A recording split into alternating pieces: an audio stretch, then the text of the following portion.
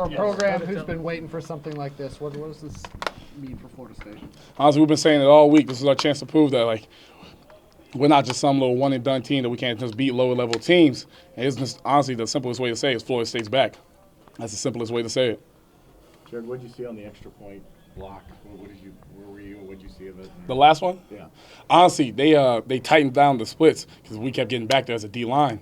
So they tightened it down a lot. I had 3 dudes on me. I knew the second, like, all 3 of them came on me, I said, somebody's taking this. Like, somebody's taking this. And then, like, I'm trying to push back. I just hear, my bad. I just hear a little smack. I turn back. Ball hits the upright. Goes down. We can start running. I can't remember what happened after that. How'd you get through on the first one? They just let me through. Like, I don't know what they were doing. That was a mistake on their falter. Do you think they changed their look for the extra point because of you getting through on the field goal? Most definitely. They weren't doing that in any of their film with the coaches from Cincinnati. They weren't doing that from the spring game. They weren't doing that at all. The whole game before that, they weren't doing that. And then that last one, I feel like they got scared of what we were doing up front. So then they brought everybody inside. Was anything said after the touchdown to get you guys to focus in? Because it could have easily just kind of let them hit that and go to overtime. This was a time. This was time to shine. Big time players make big time plays, and I was the time to shine. Like it was just that simple. We need somebody to take it. I'm sorry. You feel like those sacks kind of let people know that you're not a guy that started your career in FCS school and you belong at this level? To me, honestly, the coaches always told me I belong at this level. They told me I should have never been at a lower level school. I should have always been playing the best of the best.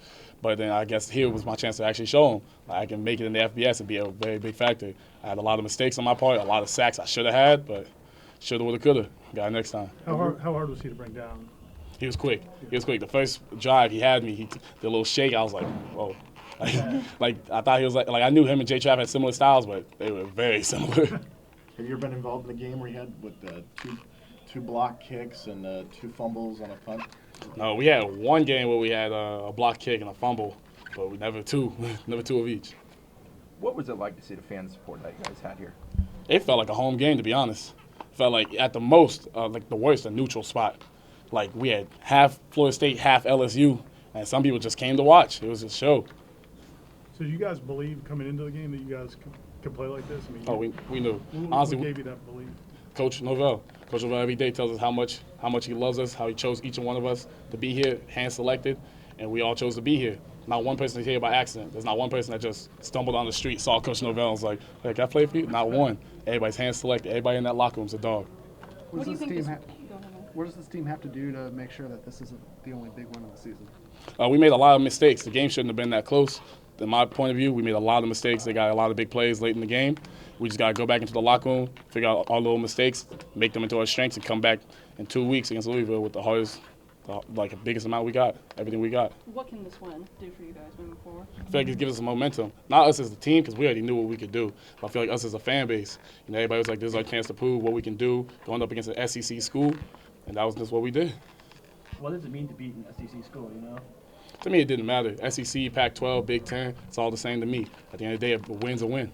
It was a big win, though. What that locker room look like after? Can't explain that. So much yelling, so much screaming, water throwing everywhere, people throwing chairs. It was crazy. Let's go 2 more. It's on the other side of the ball, but, Jordan Travis on that play got targeted, threw a dime for a touchdown. What did you see from him today? I did not know Jay Trout was capable of all that. Like, I know he was like, going up against him in practice every day, you know how amazing he is and what all the things he can do. I mean, a lot of you have been there at practices. You can see what he can do. But today was just a whole different form, and that's just who he is. Like, that's Jay Travis. That's not even his peak yet.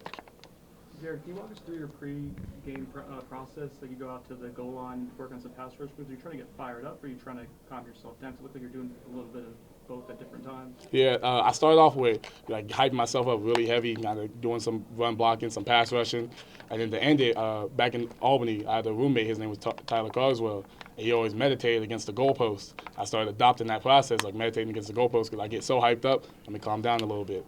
And I had to give him that one. Like, he's the one that got me calmed down.